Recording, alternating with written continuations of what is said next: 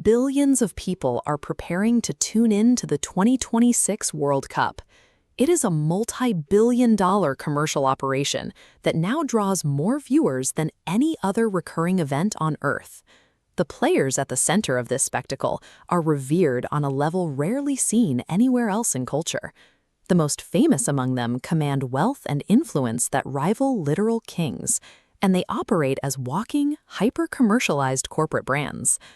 Looking at this massive infrastructure today, it's easy to assume it was engineered by a massive multinational corporation or a coalition of powerful governments. In reality, the entire architecture of global football traces back to 7 guys sitting in a cramped room in Paris. Welcome to The Explainer. If you want to understand how the modern world works, make sure to hit subscribe and leave a like. To see how a few journalists and bureaucrats managed to conquer the globe with a leather ball, we have to look back at the absolute chaos of the era before the rules were even written. By the turn of the 20th century, football was experiencing an explosion in popularity across Europe, far outpacing the loose infrastructure trying to contain it. Teams from different countries couldn't play each other. There was no standardized refereeing, and the rules of the game shifted drastically depending on which border you crossed. A French journalist named Robert Guérin realized that without a central governing body, international play would remain impossible.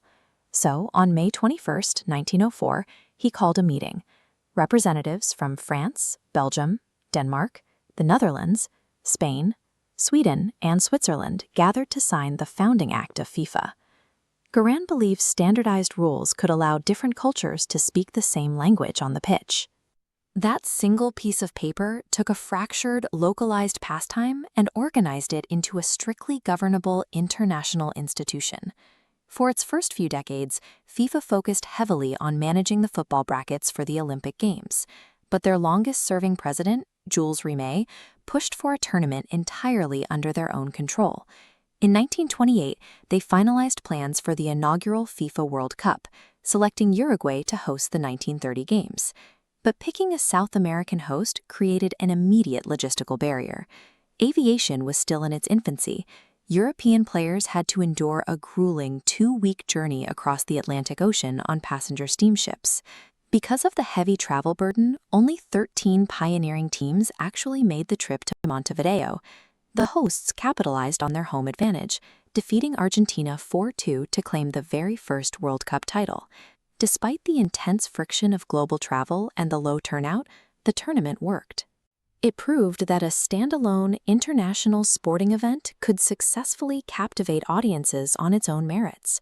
From that initial roster of 13 teams, the competition steadily expanded its footprint over the decades, pushing outward into Europe, Africa, and Asia. Now, the upcoming 2026 World Cup will feature 48 nations, with matches spread across Canada, Mexico, and the United States. Housing a spectacle of this size requires colossal stadiums and billions of dollars in highly orchestrated physical infrastructure. Yet, through global conflicts, shifting political borders, and the digital age, the core game has remained a continuous thread. The basic rules drafted over a century ago are still the rules played today. What began as an attempt by 7 men to organize a few localized matches has scaled into an organization coordinating play for 48 nations across an entire continent. The trajectory of FIFA suggests that popularity alone wasn't enough to capture the world. It required a rigid organizational framework to survive. By standardizing the chaos in 1904, those 7 men built the structure that now holds the attention of 5 billion people. Thanks for watching, and we'll see you in the next one.